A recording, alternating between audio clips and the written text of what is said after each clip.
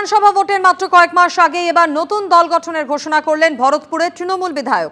22শে December নতুন দল জানিয়েছেন ভরতপুরের তৃণমূল বিধায়ক হুমায়ুন কবির। নতুন দলের চেয়ারম্যান তিনিই হবেন, আগেই তিনি ঘোষণা করে দিয়েছেন। অন্য পদাধিকারীদের নাম ঘোষণা হবে 22শে ডিসেম্বর। এই দলে মুর্শিদাবাদ ছাড়াও মালদা, উত্তর দিনাজপুর, হাওড়া, উত্তর 24 পরগনা সহ বিভিন্ন জেলার লোক বিভিন্ন পদে থাকবেন। 22শে ডিসেম্বর টেক্সটাইল মোড়ে 50,000 লোক নিয়ে তিনি জনসভা করবেন। আর এবার তার সিদ্ধান্ত চূড়ান্ত, আর পিছিয়ে আসার কোনো সম্ভাবনা নেই।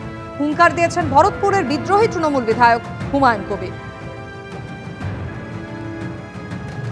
এমএলএ, এমপি, প্রধান, পঞ্চায়েত সমিতি, জেলা পরিষদ ভোট দিয়ে যাদের নির্বাচিত করার ক্ষমতা আছে সেই আপামর জনগণ থাকবে। আমি দলের চেয়ারম্যান, আমার সঙ্গে কে থাকবে 22শে ডিসেম্বর লাইন করে দাঁড় করিয়ে দেব ডায়াসে, তাদের পদ ঘোষণা করব।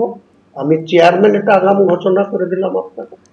আর আমার সঙ্গে কে জয়েন্ট সেক্রেটারি, কে সেক্রেটারি, কে সেক্রেটারি মেম্বার, কে ট্রেজারি, আর সেটা হাওড়ারও লোক থাকবে, উত্তর 24 পরগনারও লোক থাকবে, নদিয়ারও লোক থাকবে, মুর্শিদাবাদেরও থাকবে, মালদারও থাকবে, উত্তর দিনাজপুরের থাকবে, কুচবিহারেরও থাকবে।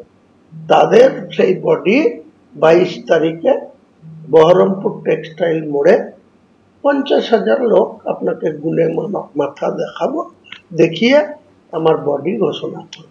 সিদ্ধান্ত একদম পাকা। এই ব্যাপারে আমি কোনো মতেই কোনো কিছুর বিনিময়ে আমি আর পিছাবো না। এর আগেও বারবার দলের অস্বস্তি বাড়িয়ে বিতর্কে জড়িয়েছেন ভরতপুরের তৃণমূল বিধায়ক হুমায়ুন কবির। আর এবার বিধানসভা ভোটের আগে তৃণমূল ছেড়ে নতুন দল গঠনের ঘোষণা করলেন তিনি। শুনলেন তার বক্তব্য, আরো কি বললেন তিনি শোনাবো। আমি যখন এত বড় যুদ্ধে নামছি, মাঠে খেলা খেলতে গেলে, কোনো ট্রফি জিততে গেলে তো নাইজেরিয়ানদাকেও নিয়ে আসতে হচ্ছে। অনেকে বেলডাঙ্গায় খেলা খেলে নিয়ে আসে, তেমনি আমাকে তো এত বড় বড় সব পালোয়ান রাজ্য নেতৃত্বের প্রশ্রয়তে তো এরা এত বড় কথা বলছে।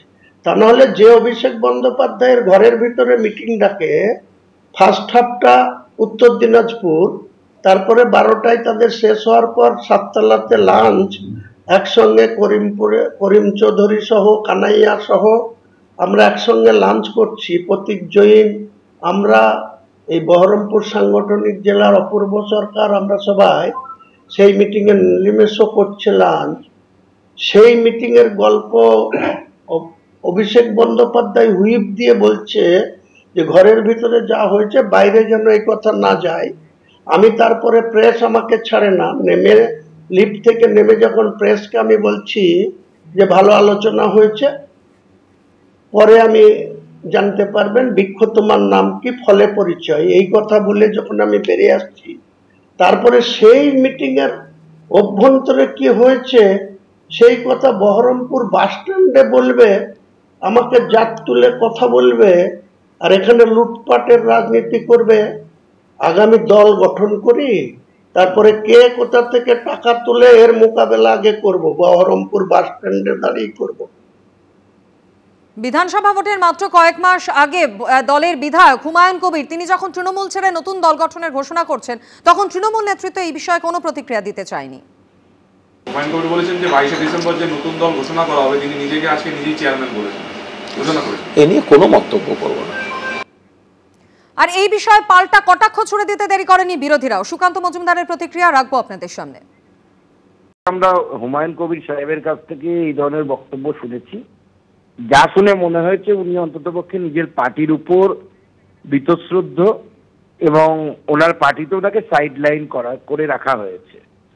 এবার উনি নতুন দল খুলবেন বলছেন অনেকদিন থেকে, কিন্তু আমরা এখনো পর্যন্ত কিছু দেখতে পাইনি। আগে খুলতে দিন, তারপরে মুর্শিদাবাদে টেক্সটাইল মোড়ে, বহরমপুরে 5,000 লোক আসবে না 50,000 লোক আসবে, সে তো সময় এলেই দেখা যাবে কার কত দম। রাজনৈতিক দল তৈরি করা আর সেই রাজনৈতিক দলকে সামনের দিকে এগিয়ে নিয়ে যাওয়া অত সহজ বিষয় নয়। উনি কতটা পারেন সেটা দেখে তার পরবর্তী পদক্ষেপ আমরা সিদ্ধান্ত নেব। বালি দুর্নীতির তদন্তে এবার চাঞ্চল্যকর তথ্য এনফোর্সমেন্ট ডিরেক্টরেটের আধিকারিকদের হাতে। বালি মজুতে কোটি কোটি টাকার গড়মিল দাবি ইডি। পশ্চিম মেদিনীপুর থেকে ঝাড়গ্রাম বালি মজুতে কোটি কোটি টাকার গড়মিল পাওয়া গিয়েছে, ইডি সূত্রে এমনটাই দাবি। আর কি বলা হচ্ছে ইডির তরফ থেকে আরো বিস্তারিত জানাবেন প্রতিনিধি আবির দত্ত আমাদের সঙ্গে রয়েছেন। আবির। দেখো, ই চালান জালিয়াতি করে এই যে পুরো চক্রটা চালানো হচ্ছিল সেটা প্রাথমিকভাবে জানতে পারার পরই ইসিআইআর করা হয়, এবং এই যে ইসিআইআর করা হয় তারপরে তদন্তে নেবে কখনো 22টি জায়গায়, কখনো 6টি জায়গায়, কখনো কলকাতার বিভিন্ন অফিস, সেখানেও তল্লাশি অভিযান চালিয়েছিল এনফোর্সমেন্ট ডিরেক্টরেট। এরপর যখন অরুণ সারাফকে প্রথমবার পিজিও কমপ্লেক্সে ডাকা হয় ইডির তরফ থেকে, তাকে জিজ্ঞাসাবাদ করে এবং তার গ্রুপ অফ কোম্পানি অর্থাৎ জিডি গ্রুপ অফ কোম্পানি, সেই কোম্পানির যারা অন্যান্য ডিরেক্টররা তাদের সাথে কথা বলো, তারা জানতে পারেন, তাদের বয়ানে উঠে আসে যে 90 লক্ষ সিএফটি সেটা বিক্রি করা হয়েছে, এবং যেটা তাদের অনুমোদন ছিল সেই অনুযায়ী যদি 90 লক্ষ সিএফটি বালি বিক্রি হয়ে থাকে তাহলে সেই ক্ষেত্রে 2.6 কোটি বা 2.6 কোটি সিএফটি বালি স্টকে থাকার কথা। কিন্তু স্টক এবং চালান পরীক্ষা করে, যেগুলো তাদের অফিস থেকে উদ্ধার করা হয়েছে পুলিশের তরফ থেকে চালানগুলো, এবং স্টক পরীক্ষা করে দেখা যায় 30 থেকে 40% মজুদ ছিল মাত্র। তার বাকি যেগুলো থাকার কথা যে পরিমাণে সেটা ছিল না। তখনই সন্দেহ আরো বেশি ঘনীভূত হয়। তারা আরো তদন্তে নামেন এবং তারা জানতে পারেন যে পশ্চিম মেদিনীপুরে 17 লক্ষ সিএফটি 2024 সালে নিলামে পেয়েছিল সরকারিভাবে বিক্রি করার জন্য এই সংস্থা, কিন্তু স্টক পরীক্ষা করে দেখা যায় যে সেখানে কোনো কিছুই অবশিষ্ট নেই। ঘাটতি আছে প্রায় 60 থেকে 70%। রাজস্ব ফাঁকি দেওয়া হয়েছে, জালিয়াতি চালানো হয়েছিল বলে তারা মনে করছেন। বয়ান অনুযায়ী এই যে তাদেরকে বয়ান নেওয়া হয়েছে তার মধ্যে অ্যাকাউন্টেন্ট রয়েছেন, ডিরেক্টর রয়েছেন, অন্যান্য কর্মীরা রয়েছে।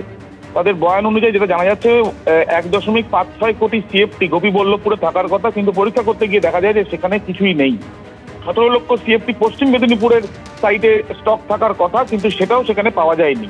সর্বমোট 1.73 কোটি সিএফটি যেই বালি বিক্রি করা হয়েছে সম্পূর্ণভাবে সরকারি রাজস্বকে ফাঁকি দিয়ে, পোর্টালে কোনো তথ্য না দিয়ে, এবং এইটা পুরোটাই হয়েছে জালিয়াতি, ই চালানকে জালিয়াতি করে, এবং 77.85 কোটি টাকা বা 78 কোটি টাকা প্রায়, যে টাকাটা সম্পূর্ণভাবে বিক্রি করে তারা আত্মসাৎ করেছে।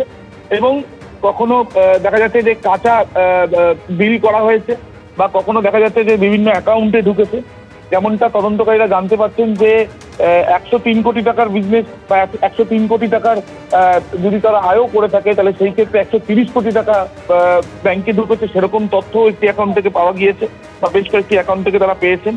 এবং এই সমস্ত বিষয় খতিয়ে দেখার পর তদন্তকারীদের অবজারভেশন মূলত দুটি। প্রথম, এই যে যাকে গ্রেপ্তার করা হয়েছে, যাকে আপাতত হেফাজতে রয়েছে ইডির, এই অরুণ সারাফ, তার যে বক্তব্য সেখান থেকে এবং এই তথ্য প্রমাণ খতিয়ে দেখে যে জালিয়াতিটা কোন পর্যায়ে এবং কতদিন ধরে হয়েছে, এবং দ্বিতীয়ত অরুণ সারাফ কি একাই এই চক্রের সঙ্গে রয়েছে নাকি এই প্রোটেকশন মানি থেকে আরম্ভ করে অন্যান্য টাকাও কোনো না কোনো জায়গায় দেওয়া হয়েছে, সেই বিষয়গুলো জানার জন্যই তারা তদন্ত চালাচ্ছে।